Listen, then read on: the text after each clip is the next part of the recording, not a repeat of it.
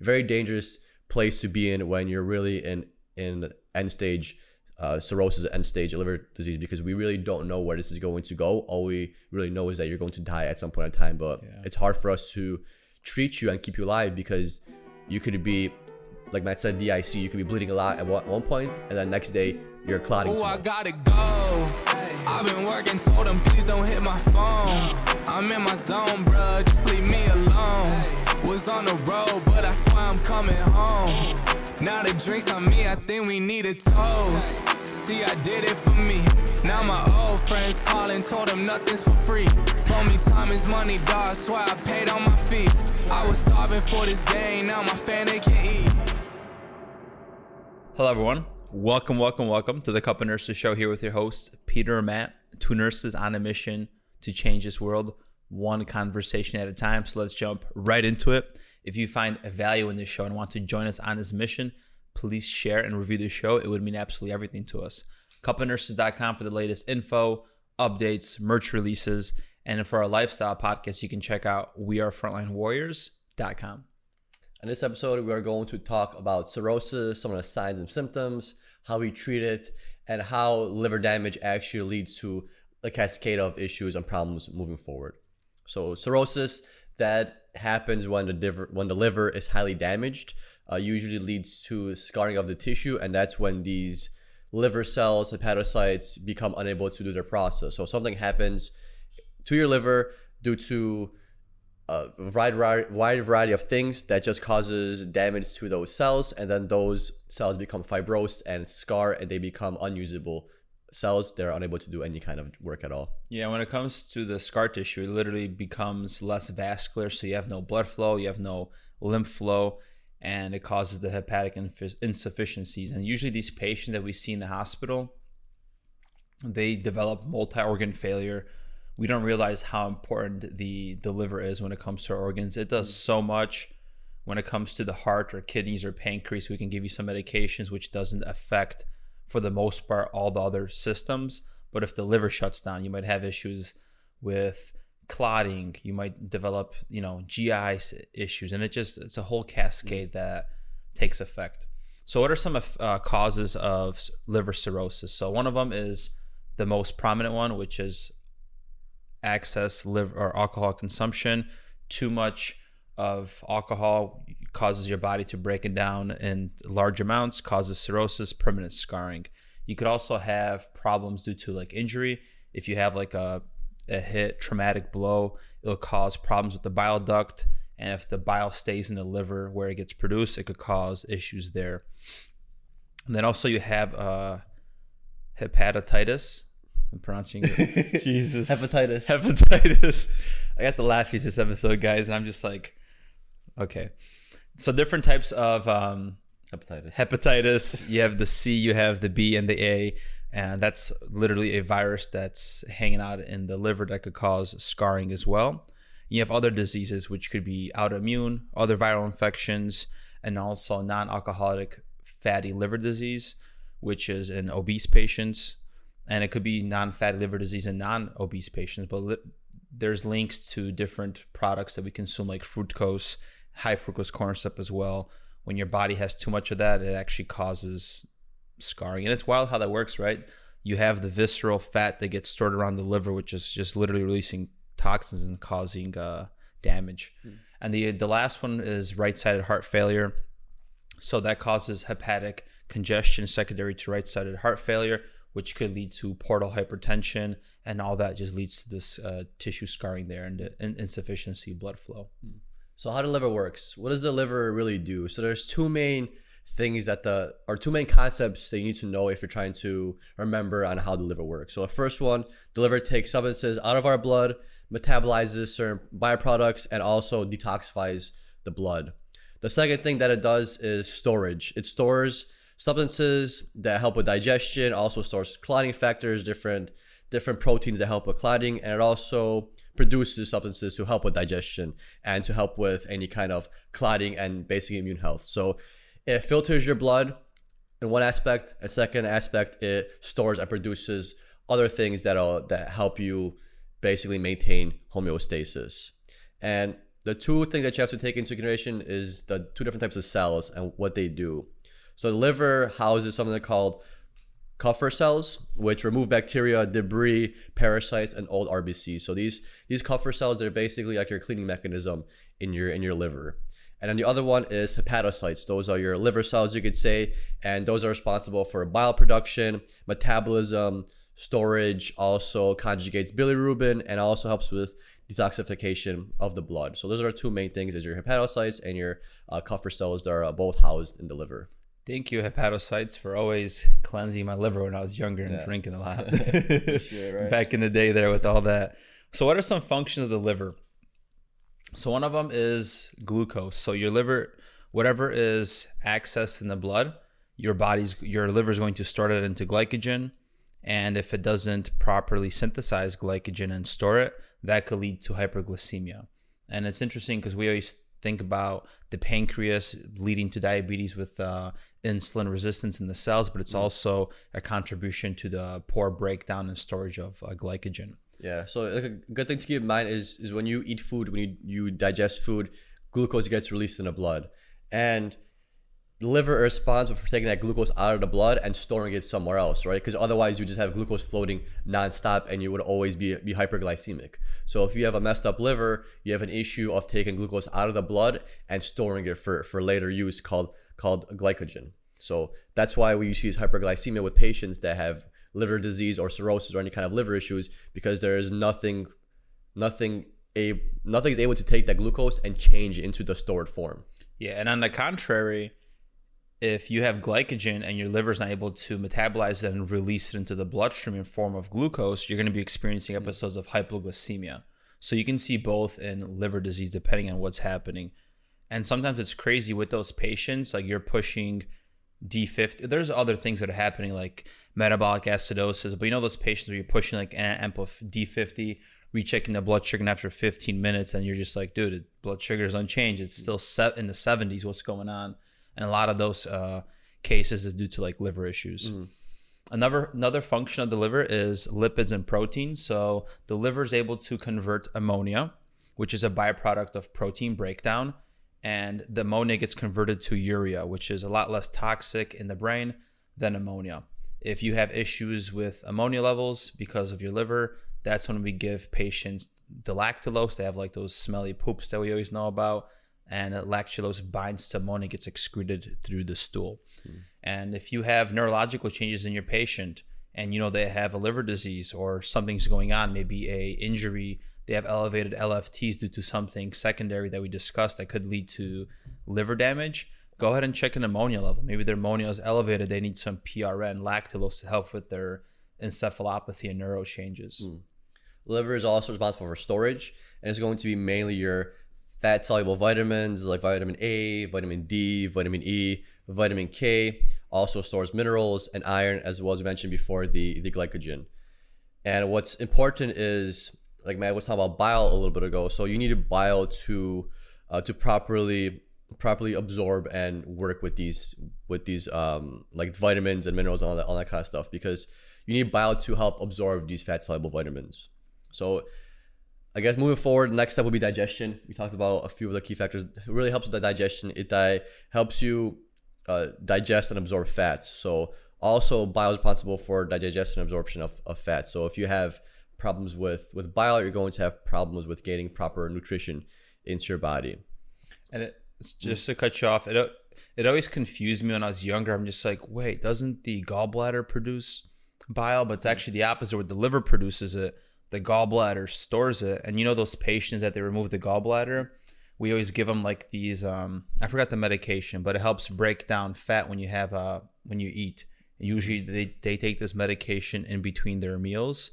So it makes sense because the liver can't make bile that quick as you're consuming this meal, and it could lead to indigestion. So we supplement these patients with this. Yeah, it's a good point. That's why you see people have these low fat diets, because you can eat fat, but the issue is when you eat a large fatty meal, because like Matt said, the liver produces it, but if you don't have any in storage, then you don't have any as a reserve or a backup. When you eat a higher fat meal than you normally do, your liver can't keep up with that synthesis of that bile, so you're kind of stuck, and that's why they give you that medication. For me, I want to think pancreolipase, but it's not pancreolipase. It is something like a lipase. Yeah. Something like lipase. I don't know if it's pancreolipase or what, but something like lipase. I feel you. Don't quote us on this one, guys. We are nurses. We have a broad spectrum of intelligence. In today's episode, we just couldn't nail down what is just that one pill that breaks down fat. It's something with a lipase, because when you have the ending lipase, it means to break down. So every time you see a drug that has lase at the end, it's going to mostly be used as a supplement or something to help break down something else. So what do I do with digestion? Hepatocytes, those are the ones that actually produce the bile that help you absorb the fats and fat soluble vitamins. So another thing to consider about the liver is bilirubin. So a lot of times we see conjugated bilirubin or total bilirubin, and a lot of nurses don't really know what that means. So what is bilirubin? So first I talked about RBCs. So when red blood cells are removed by the Kupffer cells, the components of the red blood cells are broken down. They're recycled.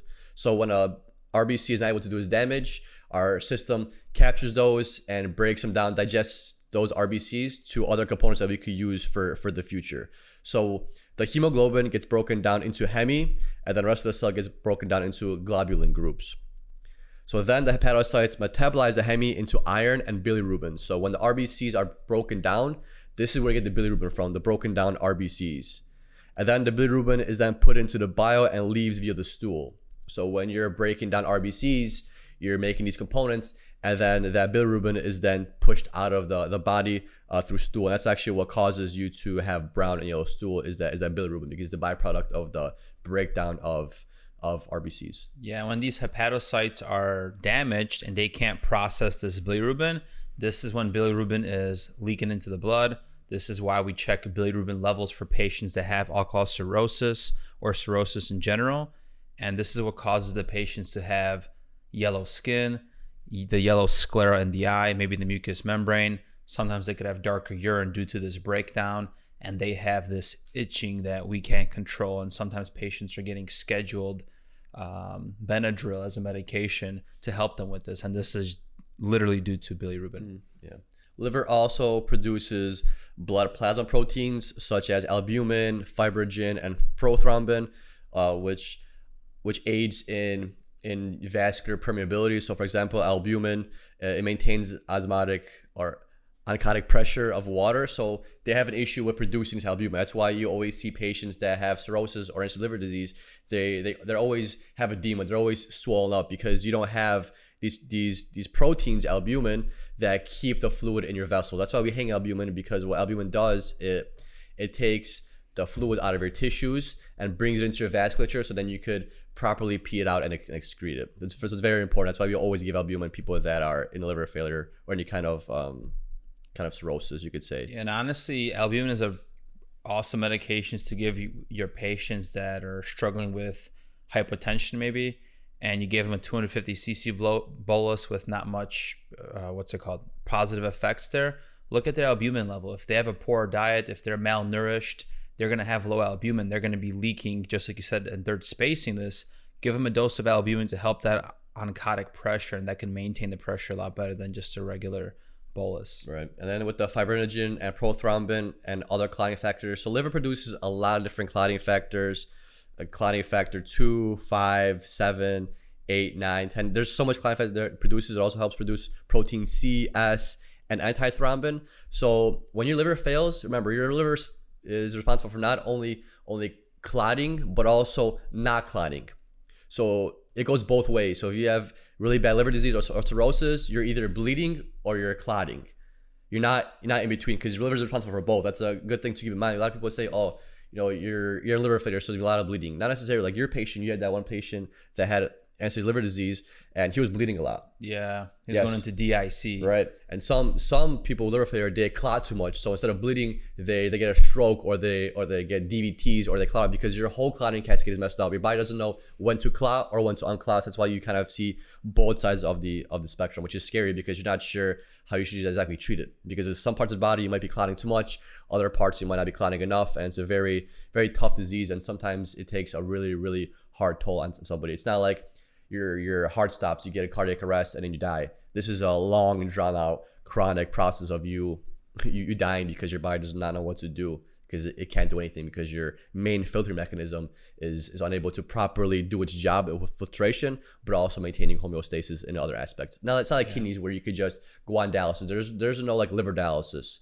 There's only kidney dialysis because your kidneys are responsible for just cleaning the blood. They don't really produce any other kind of proteins or any kind of hormones or anything like that. They're mainly responsible for just the detoxification process and clearing out process. That's why if you're gonna choose to go into one or the other failure wise, you're better off going to renal failure because there's more that we could do because it's not as complex as the liver. Yeah, and including in general, when you're in like healthcare and you're looking at these patients, they're a lot more complicated cases. When you're reading notes, at first when you're like a nurse, you're trying to figure out what's going on with this guy. We're doing this, we're giving lactulose, we're giving PRBCs, we're giving cryo. Like, why is there so much going on? And this is why, like you mentioned, it's just not dialysis, easy fix. Let's remove medications that are hurting the kidneys. It's very multi-factored. There's a lot going on with the disease process.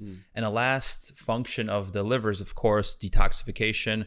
Most medications that are toxic to our body get broken down either by the kidneys or they get broken down by the liver. If the liver can't protect yourself from harmful drugs, you have more toxins in your body, which one of them could be alcohol or it could be medications.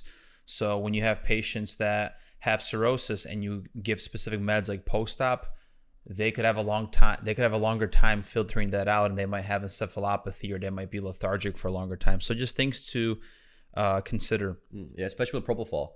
If you have a patient that has really end-stage liver disease and they're intubated, sedated, and you're giving them propofol, you might want to recommend changing that to something else, because remember, what's responsible for breaking down lipids? Your liver.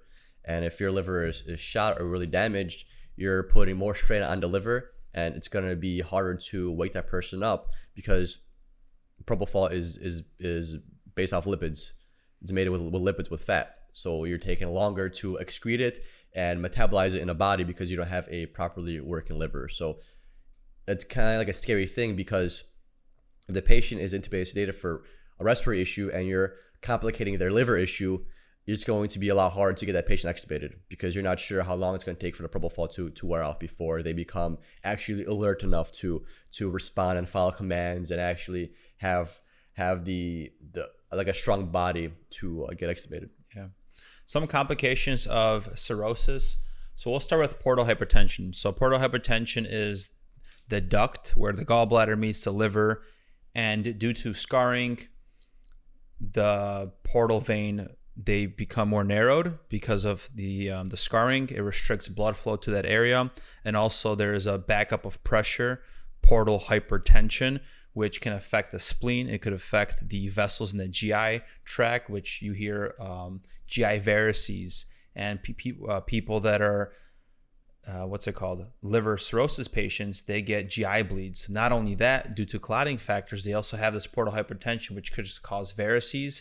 Those small veins in the esophagus and everything in the GI tract could just burst due to all this. And then we have to go in there and try to do clippings with EDG procedures and everything that GI does. Yeah, and then Matt mentioned enlarged spleen, so splenomegaly. So a lot of people don't know what the spleen does. So the spleen actually stores your platelets and WBCs. So if you have that portal hypertension and you're not able to efficiently move these WBCs and platelets around, you're going to have low platelets and low WBCs because of that portal hypertension. So you're going to be higher risk for infection, and you're going to be a higher risk for bleeding as well. Yes. I already mentioned esophageal varices, but just a quick rundown. It's just increased pressure from the portal veins, which causes increased pressure in the esophageal vein vasculatures, which leads that to become weak. That could rupture, and as you know, it could become life-threatening because your liver doesn't have proper clotting factors. You have maybe poor levels of vitamin K, and you could just bleed out. So huge risk there. Another one is fluid overload. So as you know, due to poor clotting factors, due to low albumin, we don't have the oncotic pressure. Ascites, fluid is just building up in the abdomen. You hear these patients getting tapped every so often. Not only that, but because they get tapped, that creates risk for infection. Sometimes these patients come in for a septic shock. We do blood cultures, and they are septic. They have infections due to just continuously opening you up by puncturing you for the paracentesis. And also some of those patients have like those continuous drains, like the really bad cirrhosis patients. That also puts you at a risk of developing infections because that's open, you're draining fluids and things like that. Yeah. And like I mentioned before, jaundice is also a big one. That's due to the increase in bilirubin in your system because it can't get properly excreted with the bile. Another big one is hepatic encephalopathy. That's the one that you're going to see the neural changes. So it's better to have bile be built up in your blood compared to ammonia because ammonia is the one that's responsible for all these CNS effects, your central nervous system complications. So it affects the brain directly, and you're going to see altered mental status. You're going to see neuromuscular problems, asterexis, which is involuntary movements. Sometimes you're going to have tremors, like the hand clapping. They're going to slowly lose their mind and lose their ability to physically move or to control that kind of thing. So that's very scary. So ammonia is a very scary thing, and we try to get ammonia out of your system with lactulose, which then sucks because then you're dealing with diarrhea the whole time. Yes, a lot of cleaning up the poop. Clotting problems is another major one. We mentioned that before. You're going to see a change in their INR, their platelet count, all their coagulation factors. But like we mentioned before, the crazy thing is you're not sure if they're going to shoot up or it's going to shoot down. So it's like close monitoring with the patient, trying to figure out, are they in thrombocytopenia? Are they not clotting enough? Are they clotting too much? What's going on? How is the presentation of the system? Is he spitting out blood? Is there a GI bleed going on? Or is he clotting too much where we did a Doppler and now he has 2 DVTs and maybe a PE is forming or some kind of clot somewhere else? So it's a very, very dangerous place to be in when you're really in end stage cirrhosis, end stage liver disease, because we really don't know where this is going to go. All we really know is that you're going to die at some point in time, but it's hard for us to treat you and keep you alive because you could be, like Matt said, DIC, you could be bleeding a lot at one point and then next day you're clotting too much. So it's like, how the hell do we fix this? Because medication doesn't work within seconds. It takes time. We gotta manage it in some way. If we're managing you for high risk for bleeding, that takes a little bit of time until we actually manage that bleeding. And then if you randomly flip to clotting too much, well, now you got to figure out how to prevent you from clotting too much. And that takes time as well. So It's a very dangerous slope to be in. Some miscellaneous complications of liver cirrhosis would be renal failure. That's due to the hepatorenal syndrome. In severe cases, you might also develop liver CA, bone fractures due to low vitamin D, and diabetes, which could be secondary to liver cirrhosis because of the way your glycogen is not properly being stored or broken down. When it comes to like the major signs and symptoms, I know we talked about them throughout this episode, but we could just go throughout the system and just talk about them so you kind of get a refresher. Early stages, usually asymptomatic. You know, your liver could take a lot of damage. Same way your kidney could take a lot of damage. So a lot of the stuff that you're going to see is going to be more end stage. When they're in a hospital for cirrhosis or any kind of liver damage, they're probably already at a pretty bad spot where they're looking to get a transplant or some kind of a procedure to prevent that from escalating. The first big thing is going to be your GI symptoms. Usually it involves anorexia, indigestion, nausea, vomiting, constipation, or diarrhea.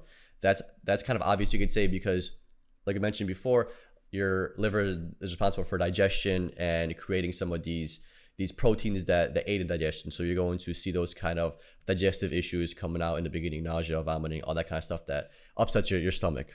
You said proteins. I just wanted to clarify. It's the bilirubin that we're producing to break it down, not proteins. But it makes certain proteins that also help with digestion. Oh, okay, So cool. both, yeah. I just wanted to make sure we cover ourselves in the podcast here. Not like proteins for growth. For Proteins growth, like yeah. No amino acids. Some respiratory systems that may develop, and that could be more related to the pleural effusions because you have a limited thoracic expansion due to the abdominal buildup of ascites, which could be interfering with gas exchange. That could lead to hypoxemia. So if you're putting your patient on O2, then they have a non-rebreather, or they already have a face mask, like what's going on here? Why are we increasing the O2? Maybe we need a chest x-ray. Maybe we need to get a blood gas. Let's troubleshoot it so things don't get worse and we don't need the patient to get intubated. And the CNS symptoms, like I mentioned before, it's going to get real bad towards the end. They might start hallucinating. They might have really bad shaking. They might be delusional, obtundant, and eventually it'll lead to coma. I know when you had that patient, you're giving him lorazepam, right, to kind of calm him down. But he was very, very end stage. He was ready to go. So sometimes we give Ativan, kind of benzos, to help them stay sane for that little bit of time that they have before they pass away. From a hematologic standpoint, we mentioned either DIC or not having enough clotting factors where you have bleeding, so monitor your patient for bleeding, or you might develop some anemia where we have to transfuse you. Endocrine wise, our body, it's almost like our body, I would say one of the last things that it kind of cares about, like when you're dying and we're trying to survive, a lot of times patients come in and they have abnormal periods because your body isn't able to focus so much on reproducing. It's focused more on survival. And we know a lot of our endocrine system is focused on reproduction and the hormones that help with that. So it's crazy how our body flips with that and how our endocrine system really takes a hit and changes when it comes to hospital, because sometimes we have a patient in their 30s, 40s that have a period at home, but they come to the hospital, come to ICU, and now they have an abnormal period or don't have a period as well, because your body cannot maintain itself to focus on reproducing. It's trying to just figure out how to stay alive. It's crazy how our body switches. So for men, you might see testicular atrophy, and for women, you're going to see maybe gynecomastia, loss or growth hair promotion, and you're going to maybe even see a complete stoppage of periods. Skin. So as we know, the patient gets jaundice due to bilirubin that leaks out into the blood, doesn't get digested into the stool, and you might have severe purpuritis, extreme itching, dryness, poor skin turgor. Sometimes we give those patients some Benadryl for that. You might have some spider angioma and palmar arrhythmia. Tongue twister. Tongue twister. I know, man. English is second language, and sometimes I'm reading these things. I'm like, bro, I'm gonna mess it up. Yeah. And it's a slow deterioration over time of everything. Your heart starts to fail, your lungs start to fail, your kidneys start to fail. It's just because the liver is responsible for so much, and if it can't do its job, then it's slowly going to stress out other organs. And once your liver is shot, it's going to really stress other organs, and those are going to kind of follow suit and just eventually fail. So that's where you get the end stage organ failure. Yeah, and everything starts to fail. A little bit of a side note here, but we're talking about the liver. This is probably more for the CWA episode. But we have these patients that come in for ETOH withdrawals, and they might have a bad liver. And we're just kind of talking at work how we're spending so much money in healthcare treating these patients from withdrawals due to their consumption of alcohol. And what are we really doing here if we're not asking the patient the honest truth? Like, are you going to quit drinking? If you're not going to, why don't we just supplement them with what their body needs and let them continue living their life? Because now you stressed out the body. We gave them all these freaking benzos and all these medications. I'm sure there's withdrawals from Ativan too that the body's experiencing. So why not just have them withdraw from one drug versus the multi-factor from us pushing them freaking Haldol, Zyprex, Seroquel, Ativan. Like, we have no idea how much more that might complicate his hospital stay, increase mortality, and everything else from what we're doing. Yeah, there's a crazy concept when you told me about it, because if the patient is not willing to change and you know he's going to just drink when he leaves the hospital and he knows he has no care of changing, then yeah, what was the point of trying to, you could say, sober him up and possibly complicate things instead of just giving him some alcohol? I just thought about it. There was a lady in Austin, and you helped me with her. It's just funny, but I'm recalling her, and she came in for a simple procedure, OR procedure. She started withdrawing. Things got more complicated. She needed oxygen. We gave her Ativan. She needed BiPAP. She ended up getting intubated at one point. What if that all could have been prevented from a freaking little Corona? Yeah. Have a Corona freaking once a day or 2 times a day prescribed. You did your surgery. You're healing. Get discharged home. Continue doing what you're doing. But we did provide you education on that you should quit. And maybe give them that option. Like, I'm here. I'm willing to comply of not drinking, and I'm willing to comply to be in the hospital to have withdrawal symptoms. I don't know. We should make like an ethanol drip or something, right? Like for It's gonna patients make that us some don't, money, man. patients that don't have any kind of initiative to stop drinking, and you know they're gonna go home and drink. Why don't we just put like a ethanol drip instead of like pushing Ativan every 15 minutes to an hour? Just put them a little ethanol drip. Yeah, maybe that'll be the future of medical management for these patients. Yeah. So how do you diagnose liver cirrhosis? Of course, you can get a scan that could show abnormal thickening like an ultrasound, but the most definite test to find out if you have cirrhosis is a liver biopsy, which shows you the destruction of the fibrous and the hepatic tissues. Yeah, liver imaging like CT scans, that'll show you some stuff as well. So maybe abnormal growths helps with also diagnosing the liver, or if you have a cancer or something that is developed because of your poor liver, it could catch metastasis, any kind of venous malformations, or any kind of abnormal vasculature, you could say, that's been highlighted in the CT scan. I don't know how to pronounce this, but cholecystograph. I have never seen this done, but this visualizes your gallbladder and a biliary duct. I feel like this is more of like a maybe med-surg or outpatient kind of thing that they do. Yeah, they could do this maybe prior to getting your gallbladder moved to see how it is. And sometimes they'll do this before the TIPS procedure. So if they see something's, I don't know if they originally do this test and it turns into the TIPS, because TIPS is just stenting it. So do they first do the cholangiography? They see the biliary duct. Okay, let's put a stent in to decrease portal hypertension. But that's out of our scope of practice, of course. Yeah. I mean, it seems legit. You got to figure it out. I trust you. We have a spleen portal venography, which visualizes the portal venous system, less invasive.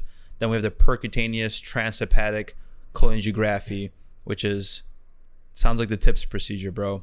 But it's a test it's very invasive. It's intrahepatic, and it's just showing where the obstructions can be that's leading to the hepatic pathology of what's happening, or due to the presence of gallstones in the gallbladder. Yeah. Or just simply drawing blood. They do your labs, and they could help diagnose your cirrhosis, or what kind of a stage you're in of the liver failure. If your WBCs are off, your platelets are off, your RBCs are off, your bilirubin is off, all that shows that this is going to be a liver issue, versus like if your creatinine is up and you're just holding on fluid, it's going to be a kidney issue. But if all your coagulation stuff, or if you're not sure if it's the kidneys or if it's the liver, what's the problem? Well, a liver is responsible for a lot more things. You're going to see a lot more abnormalities in your labs with liver disease than you are with just like kidney disease or any kind of other organ disease. From a medical management standpoint, it's usually symptom management. As you know, once the liver goes bad, it goes bad. You can be on a transplant list. There's a certain criteria to hit. If the patient is still actively drinking, more than likely they're not a candidate, or I don't know the exact criteria for that. But if you're not a candidate, you're basically SOL in a sense, where you're doing just symptom management. One of them is with diet. So you want to limit high calorie diets and protein, because you can't break that down properly. So restricting protein is one of them. Then you can have sodium restrictions, because you want to blanking out here. Fluid overload. You don't have fluid overload. You don't have fluid overload, because water follows salt. So the sodium restrictions and the fluid restrictions kind of go hand to hand in this process to kind of offset that. And you're going to obviously have to decrease activity. They're not going to be able to hold off or hold on to the same activity level as they were, especially if they were athletic or doing kind of any strange physical activity. Because people, for example, let's do back to the CWAS. People that drink a lot, they can be functional alcoholics. They can still go throughout their day. But once they go to the hospital and symptoms become that severe, you're not going to want to get them out of bed for a long time. They're not going to be able to, first of all, last that long out of bed. They're going to be so weak, and plus you don't want to cause any issues. Like, for example, have a walk around and fall, and now you're even having a hard time with their coagulopathies, because now they've fallen. So now you really got to figure your shit out. So definitely bed rest kind of stuff. Maybe walk around a little bit, but nothing too strenuous, and it's going to slowly, their activity is slowly going to decrease over time. And we could also do, like Matt said before, paracentesis, where we alleviate the ascites, drain some of that fluid in the abdomen. And there's also something called a Minnesota tube, where I think you mentioned as well. So where a tube is placed in an abdomen, and it helps with the pressure, any kind of hemorrhage that's going on in maybe the abdomen or wherever the hemorrhage is happening. And I've never seen it before. Right. Maybe bigger teaching hospitals, maybe they already have better procedures, but yeah, never. I think I only, the intra-abdominal like pressures like CVP or ICP, I've only seen that maybe once, and I can't remember the case that well. Yeah. Maybe in here we could also throw in a thoracentesis, which is less due to the liver. It's more of a secondary complication due to liver cirrhosis, which causes fluid in the lungs, and we tap them through a different cavity, not the perineum, but the thoracic. Thoracic area, thoracic region. Almost like plural, but not there yet, you know? Yeah, a little bit above. Yeah. So some pharmacological interventions that we will do, what kind of medication they're going to be on. First one is usually going to be octreotide drip. I'm not sure if you had him when he was on octreotide drip, but when I had him, he was on octreotide drip for a little bit. So octreotide is actually a really cool medication that is really beneficial for people with liver failure because it improves renal function. It improves the exchange of sodium. That in that sense, it almost helps with ascites and fluids. It just improves overall peripheral hemodynamics in cirrhosis patients, and also helps decrease esophageal varices because it also helps decrease that portal hypertension. Plus, it also controls the emptying of the stomach and the bowels, so it gives you some more protection for your GI tract. You have a decrease in ulcer formation, so it's actually a really, really good drug for people that are in liver failure because it hits like the main problems, GI problems with the ulcers, and then helps with the esophageal varices that if you puncture or nick can lead to severe bleeding and potentially death to your patient. Yeah. Another pharmacological therapy is a diuretic, Lasix in this case. That's usually given for edema secondary to what's happening. However, given that medication, just be careful, monitor the eyes and nose, blood pressure, and electrolytes. If you have a patient that maybe the potassium is 3.2 and they replace with 40, but you're giving diuretics BID, use your critical care, maybe get another follow-up lab if you can, or maybe that's nurse-driven where you could just check it after 4 hours, put the order in just to keep them on top of that light. Because if K goes bad, a lot of complications there. Yeah, and antibiotics, we usually give those not necessarily because there's an infection, you could say, but some of the antibiotics help with decreasing the byproduct of certain metabolization processes that bacteria go through. So it'll help decrease that ammonia. It might not necessarily have a really bad infection or infection needing antibiotics, but we just give them for a second use case scenario, which is going to be decrease of that ammonia in the system. Beta blockers, that's going to help with the different pressure issues that the patient is experiencing, mainly for the esophageal varices. It slows down the heart, decreases the force of contraction. It's going to help prevent a rupture of these varices. And nitrates, same concept. It's going to vasodilate certain vessels. That's going to end up helping with the portal hypertension that leads to a lot of these different problems and cascades. And last but not least, lactulose. As we talked about, encephalopathy helps bind with ammonia. Yeah, and then administer blood products as needed. You might be given some vitamin K, might be given some plasma, just depending on what the patient is needing. If they're bleeding, they're obviously going to need some blood. So surgical management. So what can we do for these patients? Matt mentioned the TIPS procedure.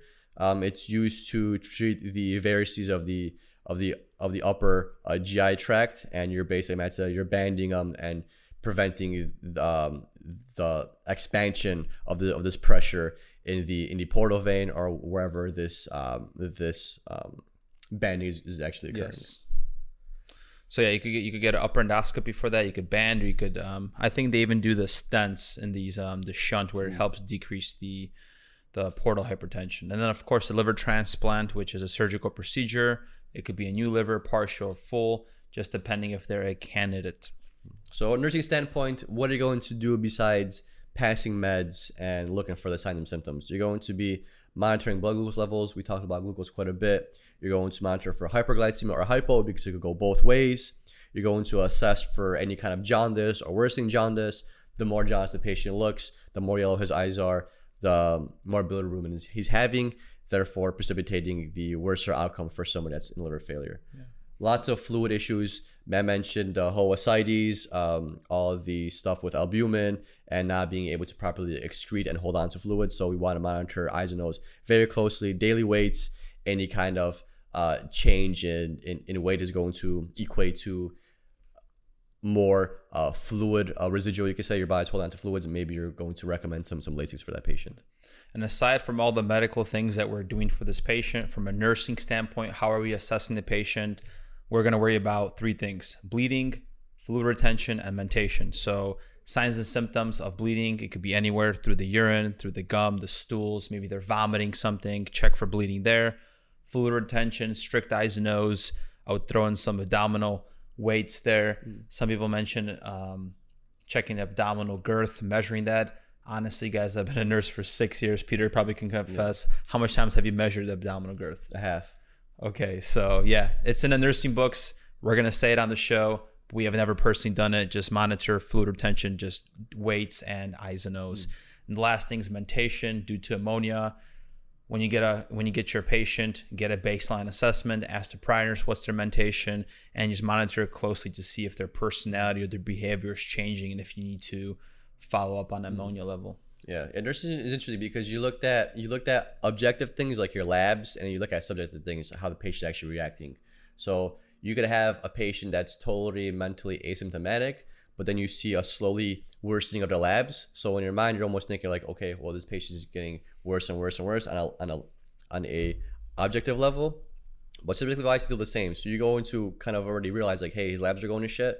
Means he's slowly gonna mentally start going down the drain too. And it's kind of how it follows. Or a patient could be really bad mentally, and then you might see an improvement in their labs, and then somehow the patient slowly gets better over time. So you see like both the objective stuff and the subjective stuff and how they go hand to hand. So it's really cool. It's very fortunate to be a nurse sometimes, and you could actually understand the disease process and how objective reasoning works hand in hand with like subjective reasoning. That's why nursing is so important, because you get to see both of them versus the physician kind of, he sees more of the objective stuff until he does his rounds and he has a little bit of subjective stuff, but usually they don't always remember how the patient was acting last week or 4 days ago. They kind of know the day changes, but they don't always are able to capture these other changes that nurses see on a daily basis. Yeah. And that's like the learning curve with becoming a more experienced nurse, so leveling up from like a newbie to a novice to an expert, where you see things subjective, you're doing the medication, so some nurses are not connecting the dots. It's all separate. And once you get the whole picture together, you just become a better nurse. Like, okay, you see the subjective, you're already medically thinking of what labs or what you should ask the doctor for, because you know the process of how things go down. Yeah, and it's really cool when you get to that stage of in your nursing career where you're able to almost foretell what's going to happen. For example, like we mentioned, these labs are off, patient's fine, but now, you know, he's not with it anymore. So some nurses might think, oh, he's sundowning. But really, he's not sundowning. It's not a sundowning issue. It's the issue of his labs getting worse. It's the ammonia is getting worse. So maybe it'd be a good idea to check the ammonia level, because it's probably higher than it was before, versus just sundowning, something that just happens because a person gets confused. So those kind of putting things together, it makes you feel kind of like, damn, like I actually kind of know some shit. Yeah. All right, beautiful episode. I honestly learned a lot preparing for this episode, reading about the show notes, the Kupffer cells, the hepatocytes, jam-packed episode. If you guys love this stuff, give us some love. Let us know what kind of episodes you want to see maybe in the future, different disease processes. Let us know. Shoot a comment there, and we'll see you on the next episode. Thank you guys. Bye-bye.